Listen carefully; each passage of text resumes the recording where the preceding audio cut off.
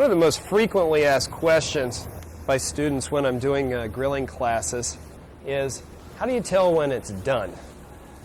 The answer to that question is easy in person, because here we are. We're able to look at it and touch it and talk about it. Probably leave it on the first side for about 3 minutes, searing nicely on the first side and developing that nice brown caramel surface that we love in beef. I'm going to start testing doneness here with the fingertips. By probing with the fingertips, you can see that this thicker steak is still not even resisting my finger touch, whereas this one is starting to spring back. That would tell me that this steak is going to be rare on the inside, and yet this one's starting to bounce back, meaning that it's starting to cook a little bit more thoroughly in the middle and is moving along more towards medium rare. It's important after the steaks come off the grill, give it that little 3 or 4 or 5 minute resting period after you've grilled it, because when you take it off the heat, the meat starts to relax and the juices naturally redistribute themselves through the steak. This ribeye has relaxed, and it is still nice and springy. It's not resisting my touch. It means that it's still nice and soft on the inside and tender. All right, now we're going to cut into this and see if we're right. By slicing on the inside, you can see that we've got a really beautiful, rare, grilled rare ribeye steak, brown, caramelized on the outside, and still cool and red on the interior.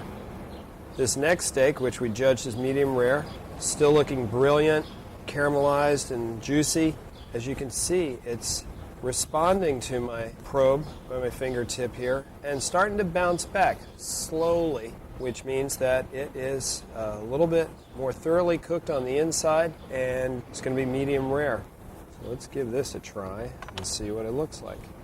And as you can see, we've got a nice, less red than the rare interior, another degree of doneness on the inside of the steak. I've got 2 more steaks here, and I'm cooking one to medium and one to medium well. As you can see, they're looking nicely seared on the outside. They spent a little more time on each side than the previous steaks. And now, as I'm pressing this medium steak here, it's starting to spring back quicker to my finger probe than the medium rare had. The surface itself is not as glistening anymore and starting to become a little bit drier. Here we've got our medium steak. It's had a chance to rest. Now with the finger probe, I'm just going to confirm that it is in fact starting to resist the pressure from my fingertips. It's bouncing back. It's starting to feel firmer on the inside. As you can see also, as it's rested, some of the juices are starting to actually exit the beef on the grill. Okay, now we're going to slice and see how we did. And in fact, compared to the medium rare that we just sampled a little while ago, it is less red on the interior and has moved on to what they call hot pink on the inside.